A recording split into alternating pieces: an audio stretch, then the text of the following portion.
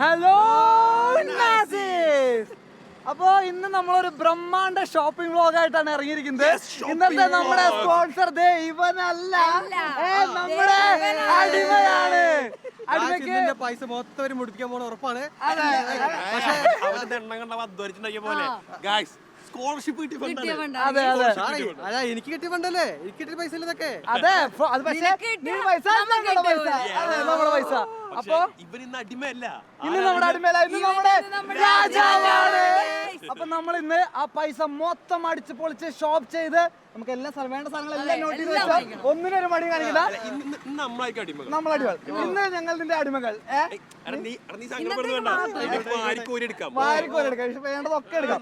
അപ്പൊ ഗൈസ്, അപ്പൊ നമ്മള് ടൈം ഒട്ടും കളയാതെ നമുക്ക് ഷോപ്പിങ്ങിന് പോകാം. അപ്പൊ അവിടുന്ന് കാണാം. Okay, bye guys.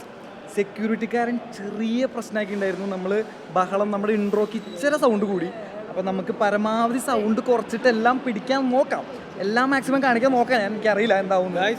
എന്നെ മുടിപ്പിക്കരുത്, കുറച്ച് പൈസ ബാക്കി ശരിയാക്കി തരാം. 10 പൈസ ബാക്കിയില്ലാതെ മാക്സിമം ശ്രമിക്കും ഗൈസ്. ഗൈസ്, നമ്മുടെ ഫസ്റ്റ് പരിപാടി എന്താ? നമ്മുടെ ആദ്യം ഫുഡ് അടിക്കാം, അപ്പൊ ഒരു എനർജി കിട്ടും. സൽമാനെ ഫുഡ് ഫുഡ് ഫുഡ് ഇത്തിരി കഷ്ടമാണ്. നമുക്ക് ഡ്രസ് എടുക്കാൻ പോകാം.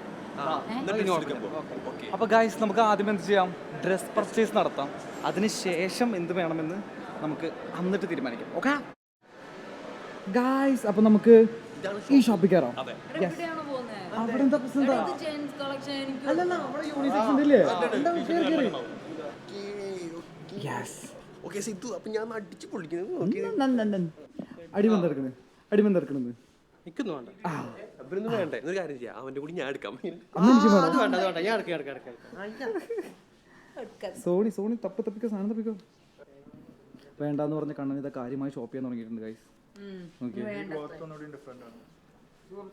ചേട്ടാ, ഏറ്റവും റേറ്റ് കൂടി എടുക്കട്ടാ, ഏറ്റവും റേറ്റ് കൂടി എടുക്കട്ടാ, ഏറ്റവും റേറ്റ് കൂടി എടുക്കട്ടോ.